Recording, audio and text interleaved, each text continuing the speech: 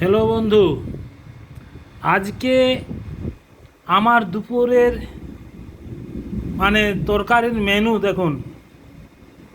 তরকারি করব না বন্ধু, কাল পরশু দুদিনেই মাছ খাওয়া হয়েছে, তেল শরীরে কিছু না কিছু গেছে, তাই তেল মানেই চর্বিযুক্ত খাবার।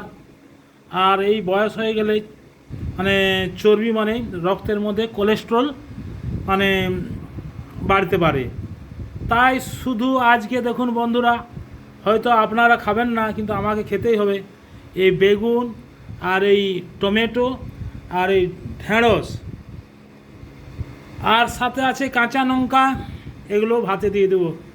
দিয়ে একবারে সামান্য সরষের তেল, কাঁচা লঙ্কা দিয়ে আর ওই ধনা পাতা দেবো টমেটোতে, আর কাঁচা লঙ্কা দেবো, সরষের তেল দেবো, আর নুন তো দেবই, এটা দেওয়ার প্রয়োজন, অল্প নুন। এই দিয়ে আজ আমার সেবা হবে। আর এই সব ক্ষেত্রে যেসব বন্ধুরা ভালোবাসেন তারা সকলে চলে আসবেন। আর এই যে বেগুন একটা মারাত্মক উপকারী সবজি। এর উপকার বলতে যেটা বলছি সেটা মন দিয়ে শুনুন।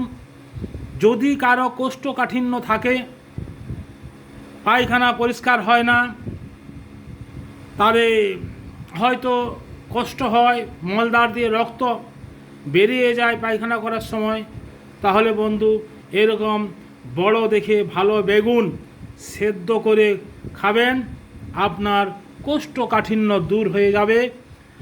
আর হয়তো কারো দেখবেন শরীরে অ্যালার্জি থাকতে পারে, তাহলে অ্যালার্জি যাদের যাদের রয়েছে তারা এই বেগুন কিন্তু খাবেন না, কারণ বেগুন একটা অ্যালার্জি। যার অ্যালার্জি থাকে সেটা কিন্তু বেড়ে যায়, যাদের অ্যালার্জি নেই তারা কিন্তু খাবেন, কোষ্ঠকাঠিন্য দূর হবে। এইটাই হচ্ছে আজকের আমার মেনু। সব বন্ধুরা অতি অবশ্যই চলে আসবেন দুপুরে, ঠিক আছে? সকলে ভালো থাকুন, আমিও ভালো আছি।